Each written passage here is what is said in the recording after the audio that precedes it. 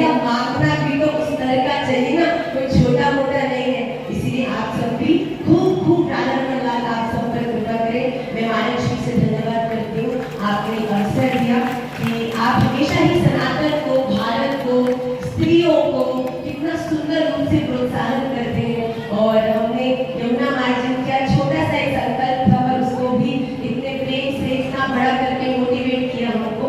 मैं बारंबार आपको धन्यवाद करती हूँ, पर निश्चित रूप से एक प्रार्थना करती हूँ माँ की तरह कि अगर आप सच में अपने बच्चों को जीवन में सुख दुख लाभ हानि जय पराजय तो होता रहेगा, अगर उनको सच में प्रेम करते हो ना, तो उनको आनंद की अनुभूति कराइए। और वो आनंद इस संसार में नहीं, बल्कि एक पाठ है जिसे कहते हैं सूत्र, उसमें हम बड़ी मधुर मधुर कहानियां सुना के अपने जीवन में एक सफल व्यक्ति के जीवन का कैसा अनुभव होना चाहिए उसका ज्ञान देते हैं।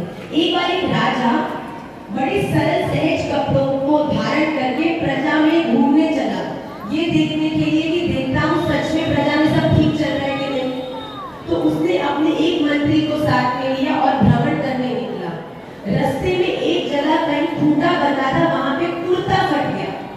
सोचा राजा ने अपने मंत्री को कहा, सुनो किसी को बताना नहीं, कुर्ता फट गया है, जाकर किसी दर्जी को ढूंढो जो मेरा कुर्ता सिल दे।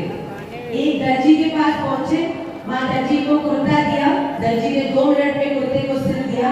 और फिर राजा ने पूछा जो सामान है, दर्जी नहीं जानता सामने राजा खड़े हैं। उन्होंने पूछा हाँ भैया कितना पैसा हुआ? तो दर्जी ने मनी मन सोचा 5 रुपए बोल देता हूँ। तो 5 रुपए बोलने ही लगा था, इतने में मन में बात आई, भैया देखने में तो गोरे चिट्टे बड़े